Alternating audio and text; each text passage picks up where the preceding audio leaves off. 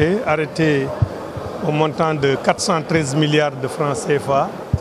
Et ce qu'on constate, c'est que depuis 2012, il y a une augmentation constante du budget. Et pour cette dernière année, le budget est passé de 402 milliards à 402 milliards en 2017 à 413 milliards. Ce budget s'inscrit dans le cadre de la mise en œuvre du programme d'amélioration de la qualité, de l'équité et de la transparence, qui est le référentiel de conduite de notre politique éducative. Mais paquet qui est en voie de révision adapté pour prendre en compte les 11 décisions présidentielles que le chef de l'État, le président Macky Sall, a eu à prendre à l'issue des assises de l'éducation et de la formation. Et le dialogue avec les députés a permis de montrer du doigt que les 11 décisions présidentielles aujourd'hui constituent un peu le phare qui illumine la conduite du ministère de l'Éducation nationale en ce qui concerne les projets que nous menons. Ce budget donc va se traduire aussi en particulier pour l'année 2018 par le début du démarrage du programme de remplacement total des abris provisoires, ce qui est un programme majeur. Ce budget va se traduire par aussi le démarrage, qui a déjà démarré en fin 2017, en octobre, mais qui va se poursuivre, de la mise en place du programme Lecture pour tous, qui est un programme orienté vers l'amélioration de la qualité des enseignements-apprentissages, notamment au niveau de l'enseignement élémentaire, entre autres projets. Certaines syndicats sont déjà en grève.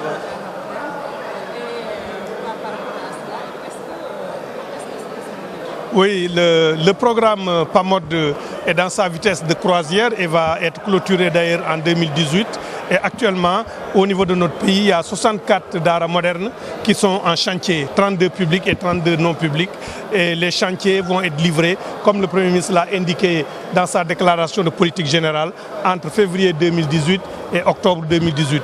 Je crois que c'est un pas qui est important, un pas important qui a été fait dans notre pays pour la prise en compte de l'enseignement arabo-islamique dans notre système éducatif. Certains syndicats sont déjà en grève. Non, les élèves maîtres ont été affectés. Ceux qui ont fait le concours récemment, ils sont 1834 et on a signé les actes d'affectation de ces élèves maîtres. Parce que vous savez, on a rompu avec ce qui se passait dans le passé. C'est qu'actuellement, il faut faire une formation et à l'issue de la formation, il faut faire un examen avec un jury qui se réunit pour les affecter. Donc sur les 1850, je crois qu'on avait, il y a eu 1846, je crois, qui ont fait 1840 qui ont fait l'examen. Il y a eu 6 échecs et 1834 qui sont diplômés et qu'on a affectés déjà. Maintenant, peut-être que vous voulez évoquer le statut des élèves maîtres qui étaient sortis les années passées, mais qui n'avaient pas encore de statut et qui se réclamaient un peu la signature du décret sur leur statut. Je voudrais les rassurer que ce décret a été adopté en Conseil des ministres et ce décret sur le statut, qui donne un statut aux élèves maîtres et qui donne un statut aussi aux enseignants du privé qui ont été recrutés dans le public et titulaires du CAP, ce décret-là a été signé. Alors, monsieur le ministre, on assiste un peu à un manque de professeurs de philosophie. Qu'est-ce qu'il faut faire pour réserver le gap? Oui, les professeurs de philosophie, vous savez, ce n'est pas dû à un défaut de recrutement par l'État. Comme ça a été expliqué dans le rapport de la Commission des finances en mathématiques et en philosophie, aujourd'hui, nous n'avons pas les facultés qui forment assez de professeurs de philosophie. Parce que vous savez, il doit être titulaire du master en philosophie et après aller à la FASTEF pour faire 2 ans. Aujourd'hui, lorsque nous faisons une commande, par exemple, de 60 profs de philosophie à la FASTEF ne peut en produire que 30 ou 40. Donc c'est le problème qui se pose. Et nous avons aussi un problème de lien entre les jeunes Sénégalais et un peu l'intérieur du pays. Parce que récemment, par exemple, je cite l'exemple, nous avons recruté 24 professeurs de mathématiques, mais les 13 qui ont été affectés dans des régions où les enfants ont besoin d'éducation, dans des régions comme Sédhiou, Kédougou, Tambacounda, nous avons 13 parmi ces 24 qui ont démissionné en disant qu'ils ne veulent pas aller officier dans ces régions-là. Qu'est-ce qu'il faut faire? Bon, je pense qu'avec les syndicats d'enseignants, nous allons nous inscrire dans la même dynamique que l'année dernière. Nous avons préparé l'année scolaire passée par des concertations partenariales avant la rentrée. Nous avons tenu à avoir des réunions mensuelles de concertation.